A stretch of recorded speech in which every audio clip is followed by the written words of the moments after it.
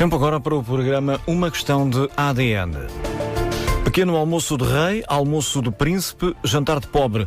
A receita parece simples e é o prato principal da fórmula simplificada para atingir a longevidade, nome dado ao livro escrito pelos nutricionistas Humberto Barbosa e Tomás Barbosa. Pai e filho são os convidados desta semana no programa Uma Questão de ADN. Os dois especialistas da Clínica do Tempo falam dos efeitos da pandemia na saúde dos portugueses e explicam porque é que não há milagres. A reeducação alimentar e a mudança de comportamentos é fundamental para atrasar o relógio biológico. Uma Questão de ADN, um programa de Teresa Dias Mendes com o cuidado técnico de João Félix Pereira.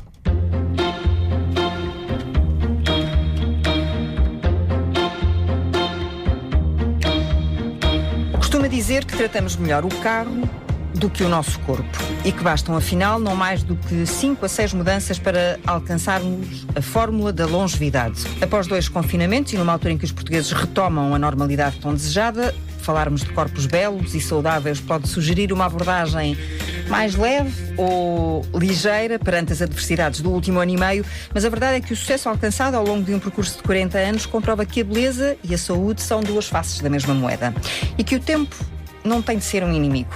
Há sempre uma questão de ADN, mas também aí parece que a genética só conta uns 20%. Os meus convidados são pai e filho, Humberto Barbosa, nutricionista e fundador da Clínica do Tempo, Tomás Barbosa, nutricionista, o único, aliás, dos 3 filhos que seguiu os passos do pai, embora todos ocupem o seu lugar na clínica, que já foi galardoada com vários prémios, um deles equiparado aos Oscars do cinema. Falo em concreto do prémio BID, creio que é assim que se diz, que receberam em Nova Iorque, ainda antes da pandemia, destacando a qualidade e a excelência como líder mundial na área do anti-envelhecimento e lipoaspiração não invasiva. É caso para dizermos que também há, nesta fórmula da longevidade, que esta fórmula da longevidade, aliás, não se consegue alcançar sem alguns efeitos especiais. Ora bem, como bem disse na sua introdução, a fórmula da longevidade para muitas pessoas pode ser algo visto como muito complexo, com até algum secretismo e de difícil alcance. Na realidade, portanto, isso não se passa. A fórmula da longevidade está ao nosso alcance e é baseada essencialmente nos nossos bons comportamentos, nas boas escolhas que nós fazemos na nossa vida. E ela é baseada, conforme disse ainda há pouco, em 5 ou 6 fatores principais. Chama-lhe mudanças, porque na maior parte dos casos implica mudanças de comportamento. Ajustamentos. Alimentação saudável, prática regular de exercício físico, controle do stress, equilíbrio emocional e eliminação do excesso de gordura corporal. É aí que entram os efeitos especiais. Exatamente. É aí que entram os efeitos especiais, porque se para uma alimentação saudável, prática regular de exercício físico, controle de stress e equilíbrio emocional, bastam mudanças no nosso comportamento para eliminar as sobrecargas de gordura, não é fácil consegui-lo apenas com mudanças de comportamento. É uma tecnologia totalmente não invasiva, podemos perder cerca de 20 centímetros de gordura localizada numa única sessão de 1 hora, sem anestesias, sem cortes, sem tempo de recuperação, sem injeções. Portanto, é o único tratamento do mundo que está aprovado pelo FDA americano como totalmente seguro para crianças e idosos. Esta minha pergunta inicial, este meu início de conversa, não tem qualquer batota, e se fosse entendido como tal, seria uma batota doce, se me permitem, para usar um hidrato que podemos usar. Mas a questão da tecnologia ao serviço da saúde tem algumas páginas reservadas neste vosso último livro, lançado em setembro, Fórmula Simplificada para Atingir a Longevidade num Corpo Belo e Saudável. É um título longo, porque o caminho também não é fácil, não é? Tem que se cumprir várias etapas, e também porque se dá o caso de um caso recente relacionado com a supermodelo Linda Evangelista, que está envolvida num processo precisamente por causa de um tratamento não invasivo, lá está, que terá corrido menos bem, não sabemos, e que a terá desfigurado ao ponto dela deixar de ser vista. O que é que casos como este podem representar, por exemplo, no vosso trabalho, na forma como vocês lidam com os clientes, Tomás?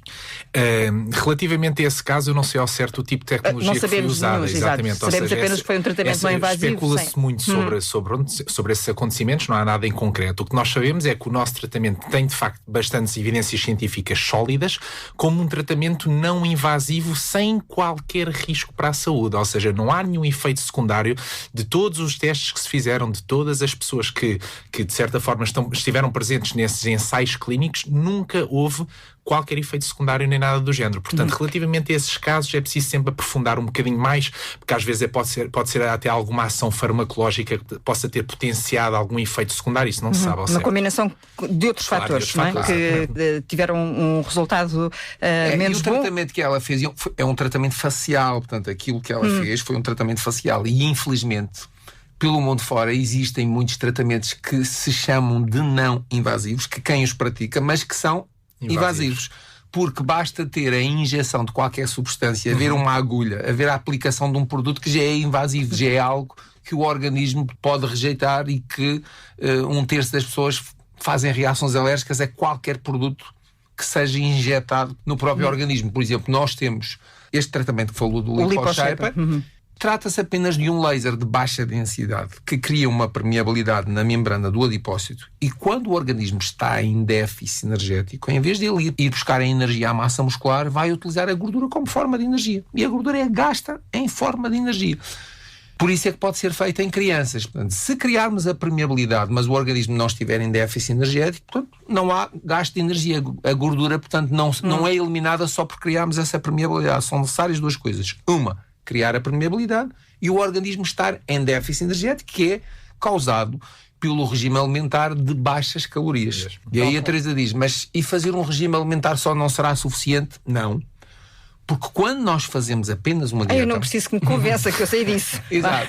Quando nós fazemos apenas uma dieta, em cada 5 quilos que uma pessoa perca só com uma dieta, 4 serão de massa magra, maioritariamente de massa muscular. Porque quando o organismo está em déficit energético, ele vai à procura de energia, mas vai à massa muscular que não interessa perder. Se criarmos uma permeabilidade na membrana do adipócito, o mesmo regime alimentar, saudável e equilibrado, que faria sozinho fazer com que o organismo utilizasse apenas a massa muscular como energia, desta forma faz com que seja a gordura a ser utilizada como energia. É um pouco como a segunda hora do exercício físico. Se alguém perguntasse se havia uma outra forma de nós perdermos e eliminarmos as sobrecargas de gordura de uma maneira saudável, sem ser com este tratamento, há mais uma forma: o exercício físico. Só que o exercício físico a nível cardiovascular, ele é eficaz desde o primeiro minuto, mas a nível de gordura, só após esgotarmos as nossas reservas de açúcar é que depois passamos a ir às reservas de gordura. E por isso dizem os especialistas que em termos de gordura a segunda hora é que é a mais eficaz, mas é aquela que ninguém faz ou por falta de tempo ou por falta de energia. Mas o Tomás é o nosso especialista em nutrição desportiva, por isso ele explicará. Depois disto não tenho mais nada para dizer. Não, ainda há muita coisa para explicar. O Tomás que sempre disse... Deixem-me só fazer aqui ainda um último para colocarmos de parte a questão inicial. Quando fala de substâncias injetáveis, está a falar daquilo que hoje em dia muitas pessoas falam, os botox, tudo isso. A partir do momento em que qualquer substância entra no organismo, seja no rosto ou no corpo, é um tratamento invasivo. É um tratamento invasivo. As pessoas normalmente associam tratamento invasivo à plástica, não é? Há cirurgia plástica. Até se chama tratamentos preventivos, ou seja, pronto, faz-se aplicações de botox, ácido hialurónico como tratamentos preventivos, contudo são invasivos. O que fazemos basicamente é, através de um ultrassom, estimular os nossos fibroblastos para eles próprios começarem a produzir mais elastina e colagênio. Com o passar do tempo, nós vamos tendo um decréscimo da produção natural de elastina e colagênio. O que nós fazemos é obrigar os nossos fibroblastos a produzir essas mesmas quantidades quando tínhamos 20 anos e 30 anos. Obrigá-los a trabalhar. A irem à segunda hora de exercício físico. Um exercício físico, exatamente. E o Tomás foi atleta federado de basquetebol, cresceu com o desporto por influência exclusivamente da vida que os seus pais levavam, do ambiente que o rodeava, porque o pai não jogava basquete. Não, o meu pai foi por acaso também? jogou no Marítimo. Por acaso essa parte não sabia, escapou-me. E o meu pai, e aliás eu herdei, gostava muito de correr, falando da parte porque nasceu no Funchal, já agora, o Marítimo porquê? Porque nasceu no Funchal, na Madeira. Falando aqui um bocadinho da parte do ADN, eu hereditei a parte genética de ser um nabo, literalmente a jogar futebol, porque com os pés não tinha mesmo jeito nenhum. E curiosamente o meu pai, porque o meu irmão jogava futebol e eu não tinha muito jeito para jogar à bola, obviamente que ele até me inscreveu numa escola de futebol, mas não tinha mesmo jeito nenhum. Então o meu pai disse, olha, se calhar és como eu, que não tens jeito para jogar à bola, mas pode ser que sejas um bom jogador de basquete. E dito e feito. E começámos a jogar basquete e, curiosamente, ganha logo o primeiro jogo. Portanto, tinha ali a parte genética. Isso com que idade? Isto com que idade? Por volta dos 12 anos, mais ou menos. 12, 13 anos foi quando o meu pai me levou ao Clube Basquetebol Oeiras para fazer a minha primeira aula. E desde aí segui uma longa carreira. Foram praticamente quase 10 anos. Mas até aos 12 anos o Tomás tem memórias de ver, por exemplo, o pai e a mãe a saírem de casa de manhã para caminhadas, para correr, acompanhava-os desde... Sim. Como é que era esse O grande esse exercício mesmo familiar? do meu pai era brincar connosco. O grande, porque eu via o meu pai a sair com a minha mãe a fazer bastantes caminhadas, mas não transpirava tanto como a brincar connosco. Portanto, acredito que hoje em dia o grande exercício onde ele queimava mais calorias era a brincar connosco. Qual era o gozo maior desse exercício? Para além daquilo que é óbvio, que é vermos um pai e um filho a brincarem juntos. O gozo maior, obviamente, como o Tomás disse bem, portanto, eram as brincadeiras que eu sempre fiz com os meus filhos, porque todos eles tiveram assim... São 3, já disse há pouco, exatamente. Não é? E 2 rapazes e uma rapariga. E eram as mesmas brincadeiras para os rapazes e para a rapariga? Não. com o Augusto, era futebol que ele jogava, portanto, jogávamos futebol. Com o Tomás, basquete. E com a Sofia, portanto, o desporto era fazer partidas para ela. Portanto, juntávamos os 3 e decidíamos qual é a partida que vamos hoje fazer ali à Sofia. Não, mas ela gostava muito de andar de bicicleta, a Sofia, portanto, era o desporto que gostava mais de fazer, era esse. Mas jogávamos também ténis, e ténis também dá para fazer partidas de pares, e também jogávamos, portanto, também bastante. Agora, independentemente disto, pois existe outra parte do desporto, que é desporto para manter a saúde e o equilíbrio. E esse desporto, além destas brincadeiras e além destes jogos e além destas coisas, da mesma maneira que eles tinham os seus momentos onde faziam o desporto a sério de uma forma federada, eu também tinha os meus treinos diários sempre, ou era ao final do dia mesmo, ou logo de manhã, onde fazia o meu programa diário. Isso desde sempre, desde a minha juventude. São poucos os dias da minha vida, desde a minha juventude, que eu não tenha feito exercício físico. O meu programa diário. E esse hábito do exercício físico começa como na sua vida? Eu, desde muito cedo, comecei a formatar na minha cabeça e a perceber a fórmula da longevidade. Percebi que o exercício físico era um dos pilares essenciais. E essa fórmula da longevidade, ela foi descoberta um pouco ainda na minha infância. Vai falar da história do pai do seu amigo que morreu com um infarto, com 40 e poucos anos. Na minha infância, exatamente, conhece também um pouco essa história. Portanto, na Ilha da Madeira descobri duas realidades. Pessoas que morriam de repente, assim, na faixa dos 40, e pessoas que viviam para lá dos 100 anos. E essas pessoas que morriam assim de repente, fumadoras, ou excesso de peso, excesso de gordura, não faziam exercício físico, vidas sedentárias. As pessoas que tinham mais de 100 anos e que morriam com 103, 105, tinham uma alimentação saudável porque ingeriam os alimentos que cultivavam nas suas próprias terras, faziam exercício físico porque não tinham automóvel e deslocavam-se a pé para todo lado, distâncias muito grandes, 5, 10 km por dia. Não tinham stress porque viam as horas pela posição do sol e tinham um equilíbrio emocional porque à sua volta, a viverem com eles, tinham filhos, netos e bisnetos. E tinham ali o seu equilíbrio emocional, portanto, de uma forma consistente e duradoura. Mais tarde, assim que comecei a perceber um pouco mais de ciência e a entender que as pessoas que viviam mais anos tinham esses fatores, percebi a ligação, tive a prova científica baseada na observação e na convivência que tive com essas pessoas. Mas exatamente, até pensar nisso ou refletir sobre isso, não dava um pulo da cama e não ia correr. Eu sempre tive, o meu programa de exercício é o mesmo, hoje que tenho 60 anos, é o mesmo que eu fazia quando tinha 15, 16 ou 17. Eu faço diariamente 1h30 de exercício. Meia hora de cardio, depois meia hora de musculação e depois no final mais meia hora de cardio, que é aquela dose aquela extra. última meia hora, na segunda hora, que permite ir um bocadinho às reservas de gordura e utilizar a gordura como energia. Mas dizia que mantém esse programa ao longo da sua vida. Não teve nunca necessidade de fazer adaptações com o passar dos anos? Não, nunca tive assim grande necessidade de fazer isso. As únicas adaptações que tive que fazer era... É quando treinas comigo, não é? Exatamente. É a treinar... a treinar a suportar a dor. Porque aos 30 anos este programa faz sem dor. Com uma perna às costas. Faz sem dor. Aos 40 já dói mais um bocadinho. Aos 50 e aos 60, portanto, já desafia ali um bocadinho, portanto, os limites do desconforto. Porque quem disser que gosta de fazer exercício físico e adora e faz só por prazer, não está a dizer a verdade. Durante o exercício físico, dói, custa, o tempo nunca mais passa, o relógio da passadeira nunca mais acaba. Mas no final, todo este desconforto é compensado com uma libertação maciça de endorfinas, que são a hormona da felicidade, é o Prozac natural que nós temos dentro do nosso corpo. Dá-nos energia e boa disposição para o resto do dia e ainda sobra muito para o dia seguinte. Ou, se fizermos exercício à noite, dá-nos uma noite feliz. Exatamente. E um amanhecer melhor. Dá-nos uma noite feliz a nós e a quem dormir ao nosso lado. Ora bem. E então, quando treina com o Tomás, quanto lá Tomás? Estava aí agora... Não, estava-me a meter, porque obviamente quando o meu pai treina comigo eu faço sempre questão de levá-lo ao limite, não é? Porque uma coisa é quando treinamos sozinho. E às vezes, quando nós estamos sozinhos, não conseguimos, de certa forma, levar o corpo ao limite. E então, estando lá ele ao lado, mete mais 5 quilinhos de peso, obrigo sempre a fazer mais 2 ou 3 repetições.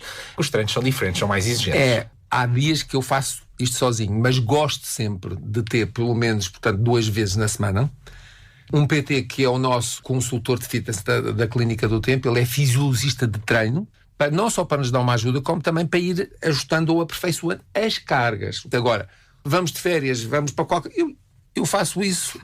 Esteja onde estiver. Exatamente. Porque mesmo num quarto de hotel, imagina, está num quarto de hotel, nós podemos fazer isto com os equipamentos mais sofisticados, mas também podemos fazer com o peso do corpo, utilizando o nosso próprio corpo como fator de estímulo. E às vezes, antes de nos aventurarmos para cargas mais pesadas, até convém aprendermos a fazer exercício com o peso do nosso corpo e aprendermos a conhecer o nosso corpo para saber até onde é que podemos ir.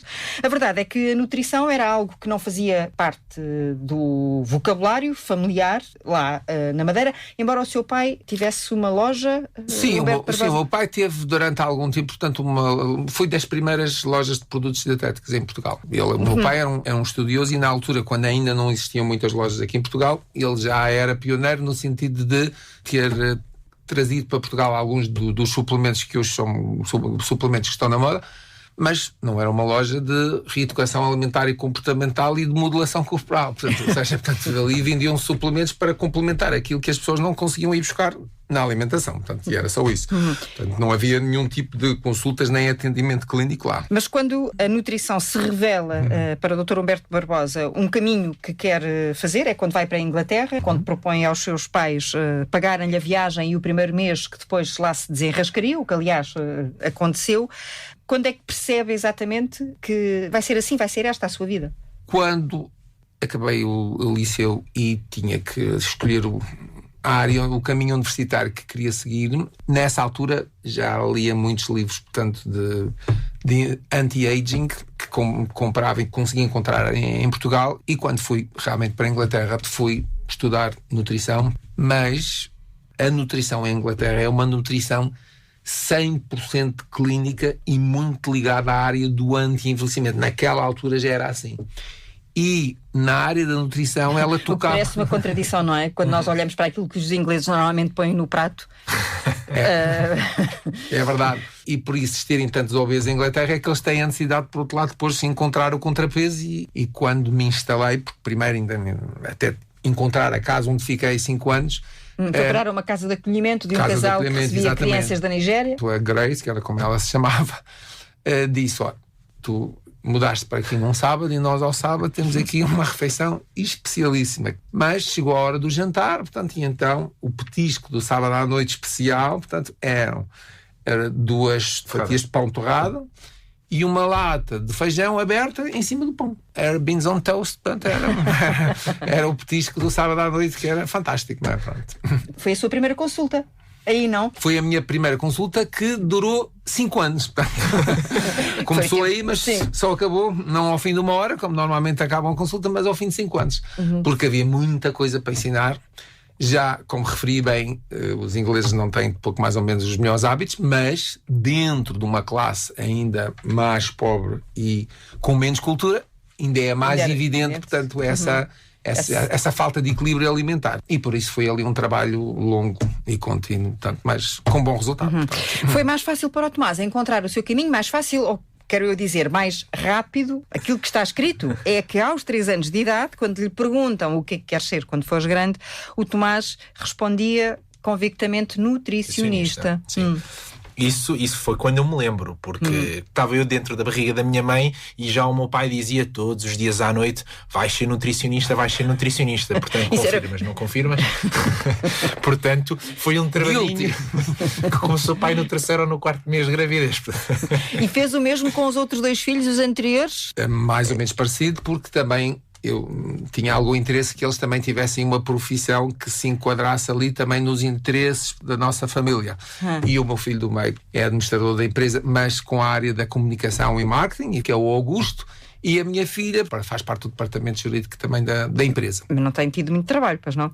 Não, prevenção, não. Então, uma empresa com muitos funcionários já sempre É verdade. Bom, mas voltemos ao Tomás, que tem essa memória de dizer isto de miúdo, até perceber que, não, é mesmo isto que eu quero. Vai por acaso, pronto, referi os 3 anos e aos 5, 6 anos o meu pai levou-me, aliás, a assistir a uma das consultas dele, e não sei se foi planeado por ele ou não. A senhora estava super feliz, estava super gratificada, disse, pronto, eu a assistir aquilo achava que o meu pai era um deus. Percebi que a senhora tinha perdido 25 quilos e tinha-se tratado também de um problema oncológico, certamente também através dos tratamentos tradicionais, mas também com a ajuda da alimentação por parte do meu pai. E então é isto que eu quero ser quando for grande, porque não há nada mais bonito do que ver uma pessoa feliz da vida a abraçar, pronto, o meu pai neste caso, e era aquilo que eu queria ser. Pela imagem foi marcante para mim. Mas são gerações diferentes,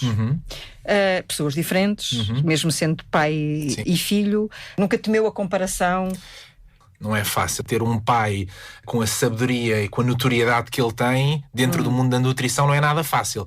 Por isso é que eu também me quis, de certa forma, dentro da nutrição, seguir uma área um bocadinho diferente, que ele não dominasse tanto, que era a área da nutrição desportiva. E acho que aí era onde eu também podia deixar a minha marca dentro da clínica.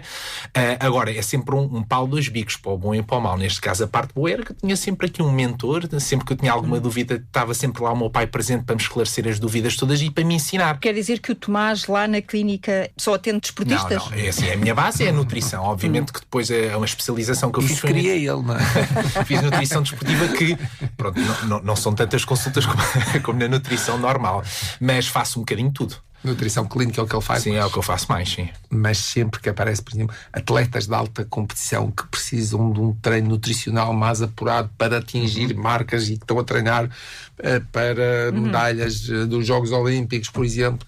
E aparecem. Sim, e aparecem. Claro.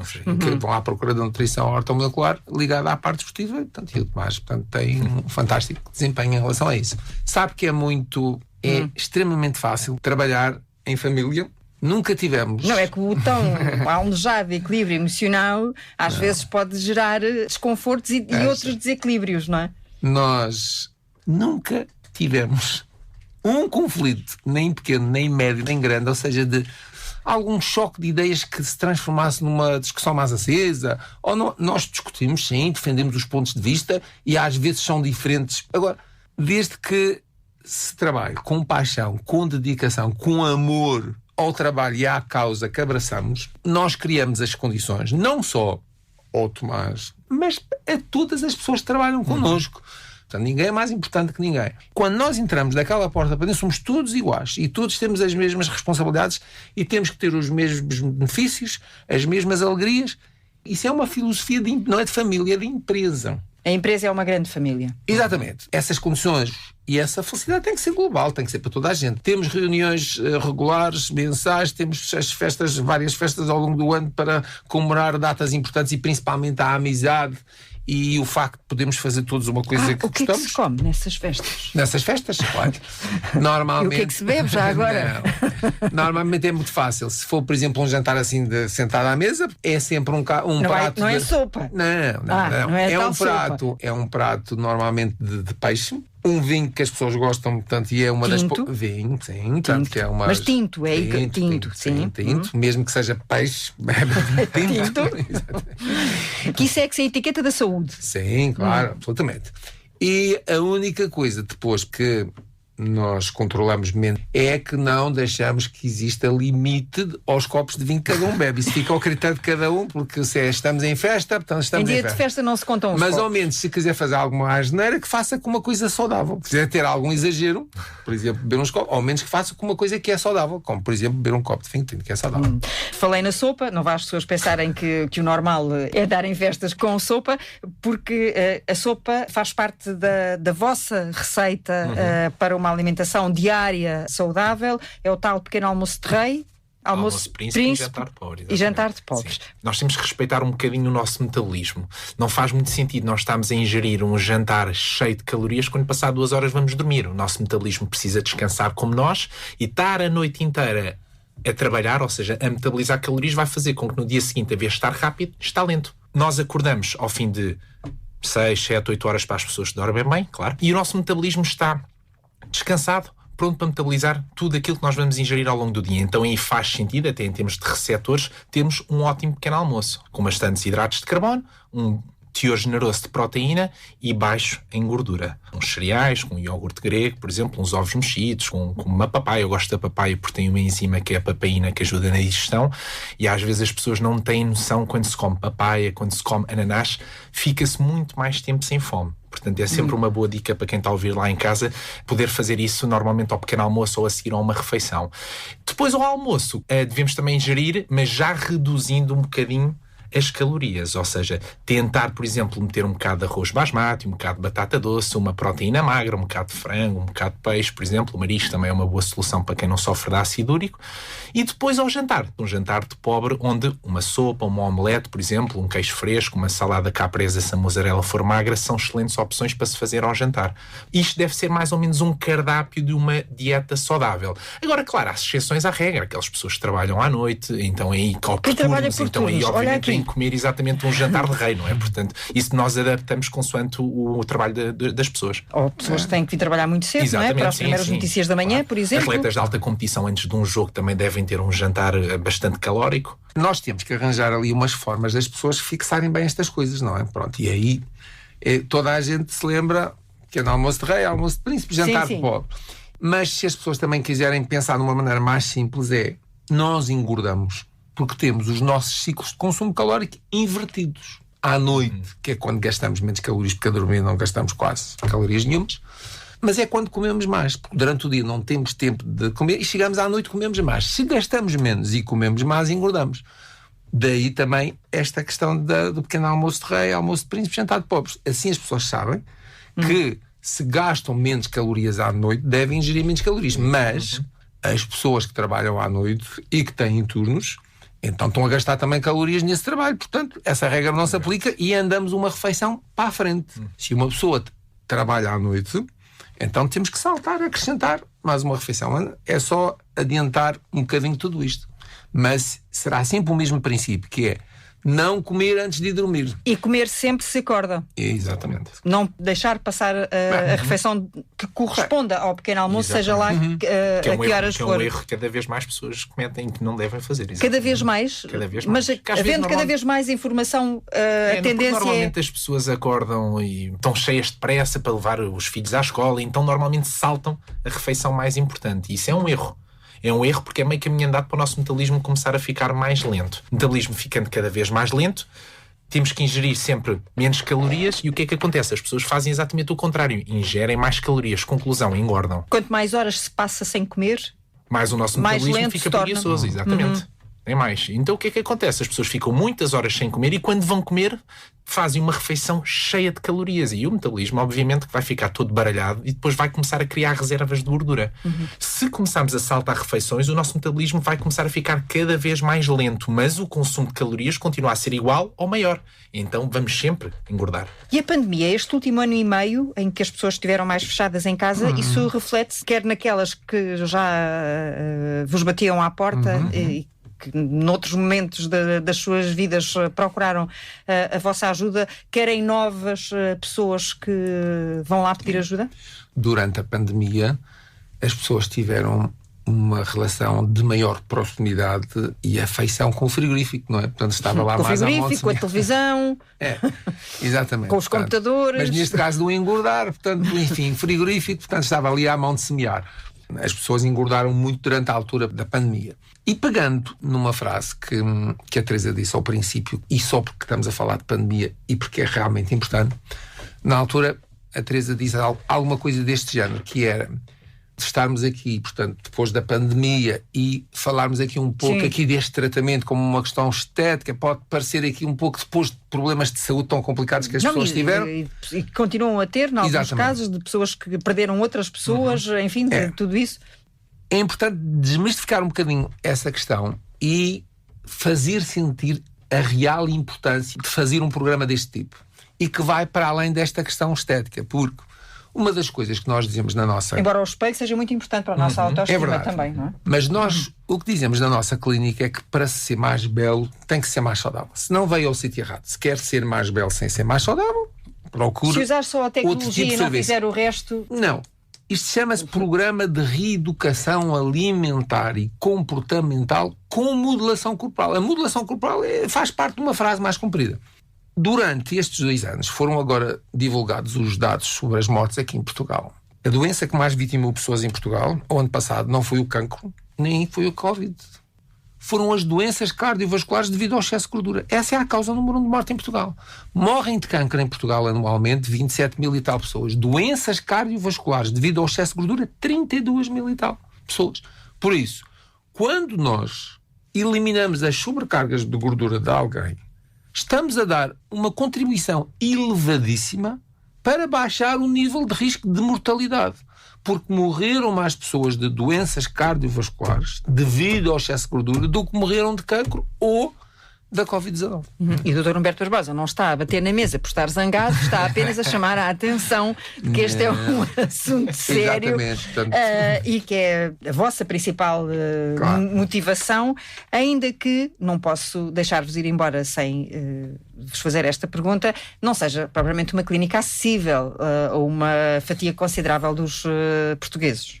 Nós somos uma clínica elitista, mas é na qualidade dos nossos tratamentos e dos serviços que oferecemos às pessoas, não na qualidade, no nível social ou económico dos nossos clientes, porque os nossos clientes são absolutamente transversais.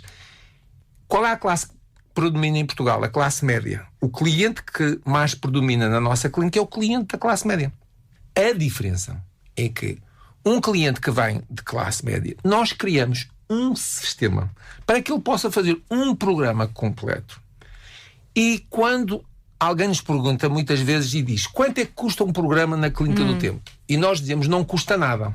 Primeiro fazemos uma brincadeira e dizemos porque não dói, ou seja, não é invasivo, não tem injeções, mas porque efetivamente, financeiramente não custa nada. E a pessoa diz, mas como é que pode não custar nada?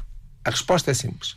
Nós criamos um sistema de crédito em que a pessoa pode fazer o seu programa pagando 50, 70 euros por mês. Que 50, 70 euros esses poupará com as mudanças que fazemos e ensinando a fazer as compras e trocando alimentos mais saudáveis que custam menos dinheiro e tudo isso, esses 50, 70 euros que tem que pagar da sua prestação do tratamento, a pessoa com as novas mudanças, vai poupar 200 euros na alimentação e no supermercado. Não só o tratamento é gratuito, como ainda sobra dinheiro para, a não ser comprar uma prenda, a não ser que a seguir vá tá bem, isso também é bom. A não ser que a seguir vá estourar o que sobra, enfim, nas lojas, porque depois a pessoa também quer ficar...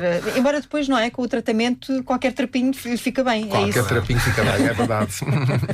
Não é preciso ir a lojas de grandes marcas. Qualquer trapinho veste bem e despe ainda melhor. Bela fórmula de terminarmos, fórmula simplificada para atingir a longevidade num corpo belo e saudável. Estávamos a falar da pandemia. Será por isso que este livro, que aqui está, editado pela Marcadores, tenha saído nesta altura? É a primeira vez que escrevem a 4 mãos? A 4 mãos, sim. É a primeira vez. O pai já tem vários livros. O pai já tinha escrito outros livros. Pronto, é a primeira vez que eu escrevo um livro em conjunto com o meu pai. Mas esse livro também veio nesta altura não só pela parte da pandemia, mas também por um projeto social que nós abraçámos, que foi ajudar a Casa da Criança de Tires. Pronto, é uma instituição que acolhe as crianças das reclusas, exatamente, as filhas das reclusas do estabelecimento prisional de Tires. E, obviamente, ao escrevermos este livro, pronto, que foi um desafio lançado pela editora, nós dissemos que sim, escreveríamos, mas que a totalidade dos royalties fosse dada a essa instituição. Eu e o meu pai, antes de escrever esse livro, fomos visitar a Casa da Criança de Tires, e é incrível como é que a doutora Ana Rita Rego consegue... E escolhem esta instituição porque já conhecem a doutora, como falaram agora, ou já conheciam a instituição? Já conhecemos a instituição e a doutora. Nós, durante cerca de 26 anos, a instituição que nós apoiávamos era uma cooperativa pelo nosso sonho no Seixal. Apoiámos pela primeira vez há 26 anos, quando adquirimos todo o equipamento para uma criança cuja mãe tinha sido baleada e tinha ficado num estado praticamente vegetativo. Na altura eles pediram ajuda, abriram num jornal uma conta aberta para comprar equipamento e fazer obras de adaptação. Nós vimos aquilo, fomos lá visitar, custeamos toda essa obra, mas por termos gostado muito dessa instituição, comprometemos que durante os anos seguintes, até a instituição fechar, pagaríamos todos os serviços clínicos que não fossem comparticipados pelo Serviço Nacional de Saúde. Também distribuíamos as prendas de Natal às 100 e tal crianças dessa instituição. Há 2 anos atrás, portanto, essa instituição fechou por falta de apoio estatal. E nós queríamos continuar, portanto, o nosso apoio, portanto, nessa área, e a instituição que gostávamos bastante e que tínhamos conhecido anteriormente, mas não poderíamos estar a ajudar 2 ao mesmo tempo, era esta é a Casa da Criança de Tires. E foi como o Tomás disse, tivemos o convite da Marcador para escrever um livro sobre longevidade. Nós dissemos que o faríamos desde que os royalties fossem entregues na totalidade, contratualmente e diretamente pela editora à instituição. Porque às vezes escrevem-se livros, dizem que é os royalties e depois é só uma parte e depois os royalties nunca chegam ao destino. Portanto, isto é algo que está no contrato e é escrito diretamente, é entregue diretamente pela Marcador à instituição. É uma outra forma de saber olhar pelo outro, de cuidar do outro também. É um comportamento que também nos dá saúde. Absolutamente. Quando sabemos calçar os sapatos dos outros e estar ali à mão. Nunca se zangaram a escrever este livro, Tomás? Não? Nada. Por acaso foi uma coisa que correu super bem. Isto num instantinho, acaba aqui com umas receitas e com uma mensagem. É possível emagrecer e atrasar o relógio biológico de uma forma rápida e saudável em qualquer idade. Qual seria a fórmula para nos despedirmos de forma saudável? De uma forma saudável. Quem comprar este livro terá vários benefícios. 1. Aprenderá a atrasar o seu relógio biológico. Outro, estará a ajudar as crianças da instituição da Casa da Criança de Tires. E, como recompensa por ter comprado esse livro, tem direito a uma oferta de uma consulta de nutrição ortomolecular, onde nós podemos fazer um fato à medida para atrasar o relógio biológico de uma pessoa. Mas eu estava a perguntar, dentro destas receitinhas todas que aqui estão, qual destes sumos seria um bom sumo para nos então, o Tomás nos despedirmos de quem nos ouve? Toda a parte das receitas, portanto, é dali da autoria é da autoria do Tomás, portanto, que ele é o especialista na cozinha. Mas portanto, é o Tomás que faz ou manda fazer? Não, o desafio proposto pelo meu pai foi: tens de conseguir arranjar aqui uma dúzia de receitas que uma pessoa consiga fazer numa hora. Uma hora não é cozinhar, é uma hora de sair do trabalho, chegar a casa, cozinhar, comer e ir trabalhar outra vez. Portanto, tentámos desmistificar aqui um bocadinho aquela situação de que fazer um prato saudável demora muito tempo. Não, antes pelo contrário. Aqui são receitas simples, com pouco tempo conseguimos ter todos os macronutrientes necessários para termos uma refeição saudável. Toda essa parte das receitas quer dos pratos, quer dos batidos, ficou a cargo do Tomás. Portanto, foi uma das contribuições que ele deu para o livro, foi essa. E tiveste de provar também. Exatamente. Do que provou, o que é que o Dr. Humberto gostou mais? Batido de detox. Um batido. Não, mas o super batido antioxidante. Estava aqui este último, super batido antioxidante. Então Esse é o meu pequeno almoço. Esse é o meu pequeno almoço. Então, vou ler para depois ficarem a experimentar. Não tínhamos aqui máquina, se não tinha trazido os ingredientes. 100 gramas de frutos vermelhos, uma colher de chá de guaraná, uma colher de chá de aveia, uma colher de chá de sementes de chia, uma colher de chá de açaí, uma colher de chá de sementes de linhaça, uma colher de chá de bagas de goji, é tudo uma colher de chá, mais 100 ml de fermentos naturais. O que são fermentos naturais? Não, é para ajudar a flora intestinal da bactéria. Danacol, lactimel, portanto tem fermentos também. Ok. 4 pedras de gelo. Mistura tudo? Exatamente. Isso é uma unidose. Por isso é que são as quantidades pequenas. Por isso é que é uma colher de chá, não é? Se for para a família toda, tem que se adaptar. 4 colheres de chá, neste caso, imaginando que são 4 pessoas, por exemplo. Exatamente. Pronto, multiplicar por 4, no fundo, estes ingredientes que aqui estão. Antes que alguém lá em casa diga que isso demora muito tempo a preparar esse batido, que aquelas pessoas que arranjam sempre desculpa para tudo para não fazerem, isto demora 30 segundos a preparar. Porquê? Porque o segredo é ter os frasquinhos ao lado uns dos outros, ao pé do copo dos batidos. É só abrir as tampinhas, colocar. Não é andar à procura dos ingredientes todas as manhãs, é ter uma bandeja, frasquinhos todos ao lado uns dos outros, colocou no copo dos batidos 2 pedrinhas de gelo e em 30 segundos está feito o batido. E é muito mais fácil de limpar assim. É muito mais simples. Muito obrigada aos Teresa, dois. Nós é que agradecemos pela forma como conduziu esta entrevista, pelo trabalho de investigação que fez antes desta nossa entrevista, porque é sinal que demorou aqui algum tempo a preparar também tudo isto e os nossos parabéns também pelo seu profissionalismo. Foram mais de 30 segundos. E a nossa admiração pelo seu trabalho. Muito obrigada aos dois. Eu é que vos agradeço tê-los, pai e filho, como convidados neste regresso do ADN. Não falámos da questão da genética, mas pronto. Exato. 80% é aquilo que... A Teresa resolveu essa questão logo ao princípio na sua introdução. Depende de nós, os outros 20% vamos mandando. Obrigada. Uma questão de ADN, programa de Teresa Dias Mendes, hoje com a entrevista aos nutricionistas Humberto Barbosa e Tomás Barbosa, pai e filho, apoio técnico de João Félix Pereira.